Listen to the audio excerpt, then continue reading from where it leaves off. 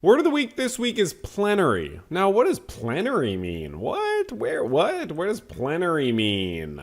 Just a few months ago, with respect to the federalizing of the California National Guard. Under Title 10 of the U.S. Code, the president has plenary authority. Stephen? Stephen? So that's the thing is sometimes with white supremacists you have to reboot them at a certain point because they get very exhausted because it's very hard feeling like a victim all the time and being like really pathetic. I don't know, I know that's not a nice word, but sometimes white supremacists have to be kind of restarted and you kind of put your paper clip in them and you twist it and they restart. So that's what happened here. We did have a situation like that. Hey, Stephen, can you hear me? So it's okay, and it's fine. That happens. Everyone has their days. Everyone gets that way, or whatever the lyric is, and I totally get that. I think that song was written about Stephen Miller. But yeah, what does plenary mean? Because he said the president has plenary authority. The administration won an identical guard. Under Title 10 of the U.S. Code, the president has plenary authority. It's almost like he realized that that's not true. But what does plenary mean? Complete in every respect, absolute, unqualified. So interesting. So under some law, the U.S. president has complete and unchecked authority. Interesting. Huh. Okay. So that's when you go to Google and, you could just find an article. What is plenary authority? Let's see. Essentially absolute power. Not very many instances of that in the United States. Presidential pardons is one example of it. Okay. Which I think is crazy, frankly. I think we should probably change that. I think that's insane. Congress has plenary authority over interstate commerce. Interesting.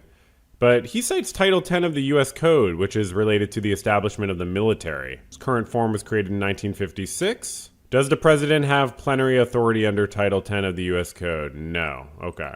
Maybe he was referring to this section, Title 10, which gives the president the authority to use the military against an insurrection. Does not have the word plenary. Or does it? Plenary. Okay. It doesn't say plenary, but, it's similar. However, that's not plenary. Right.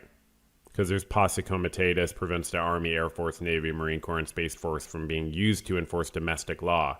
That's why, National Guard people can't arrest people. They can just help the cops arrest people when they're in these cities. So, yeah, these cases of the president sending National Guard to cities is subject to judicial review. And that's why federal judges have blocked it. So, Stephen Miller was wrong.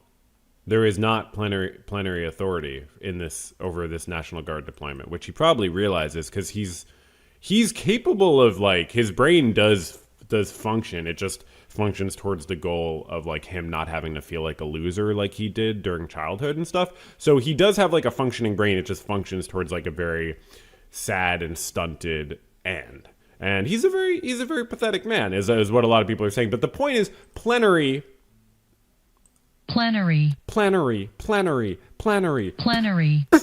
Plenary. Plenary. Wait, sorry, that wasn't the same as last week. Plenary. Plenary. I wish I could click it. Plenary. Oh. Okay, let's go with that. Plenary. Plenary. Plenary. Plenary. Plenary. Plenary. Plenary.